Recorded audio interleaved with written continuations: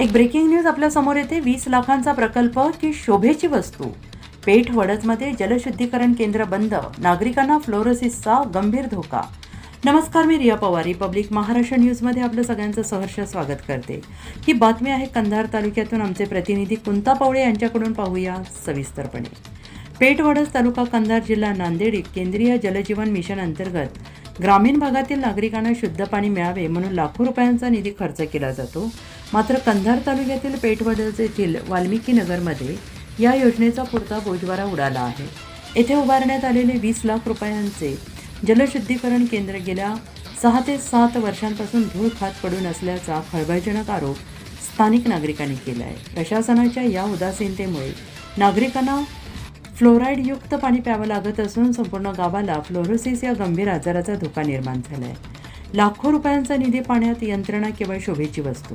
वाल्मिकी नगर येथील नागरिकांची पाण्याची समस्या सोडवण्यासाठी शासनाने सुमारे 20 लाख रुपये खर्च करून अद्ययावत जलशुद्धीकरण केंद्र उभारले आहे आणि या केंद्राला वीज पुरवठा करण्यासाठी मोठे सोलर पॅनल बसवण्यात आलेले आहेत। सुरुवातीला यामुळे नागरिकांना शुद्ध पाणी मिळेल अशी आशा होती, मात्र काही दिवसात ही यंत्रणा बंद पडली। स्थानिकांच्या म्हणण्यानुसार गेल्या 6 ते 7 वर्षापासून या केंद्रातून नागरिकांना शुद्ध पाण्याचा एक थेंबही मिळालेला नाही। कोट्यवधींच्या योजना कागदावर मिरवणाऱ्या प्रशासनाने या बंद पडलेल्या स्मारकाकडे मात्र पूर्णपणे दुर्लक्ष केलं आहे।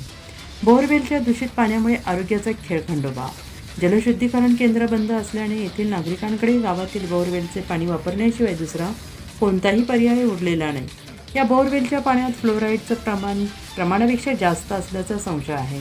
तज्ज्ञांच्या मते पिण्याच्या पाण्यात फ्लोराईडचं प्रमाण 1.5 mgl पेक्षा जास्त असल्यास ते शरीरासाठी अत्यंत घातक ठरत आहे आणि या दूषित पाण्यामुळे नागरिकांना खालील आजारांचा सामना करावा लागतोय।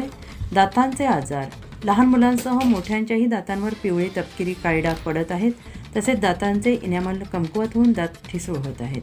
हाडांचे आजार, गावातील अनेकांना सांधेदुखी, पाठीचे आजार, हाडे कमकुवत होण्याच्या त्रासाला सामोरं जावं लागत आहे। त्यामुळे भविष्यात कायमचे अपंगत्व येण्याचा धोका आहे।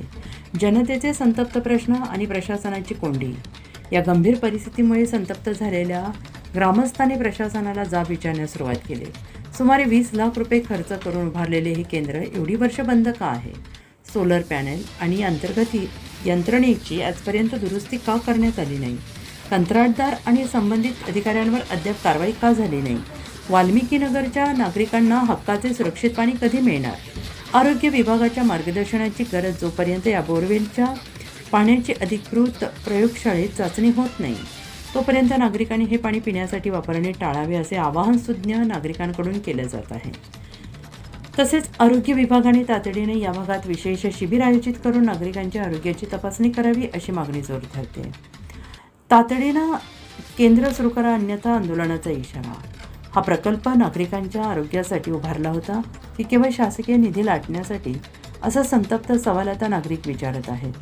प्रशासनाने तात्काळ दखल घेऊन हे जलशुद्धीकरण केंद्र युद्धपातळीवर सुरू करावे, अन्यथा नांदेड जिल्हा परिषद आणि कंधार पंचायत समितीसमोर तीव्र आंदोलन छेडण्याचा इशारा वाल्मिकी नगरमधील ग्रामस्थांनी दिला आहे। असेच नवनवीन बातम्यांचे अपडेट्स पाहण्यासाठी पाहत राहा Republic Maharashtra news live. Like करा, शेअर करा, आमच्या चॅनेलला सबस्क्राईब करून बेल आयकॉन दाबायला विसरू नका। धन्यवाद।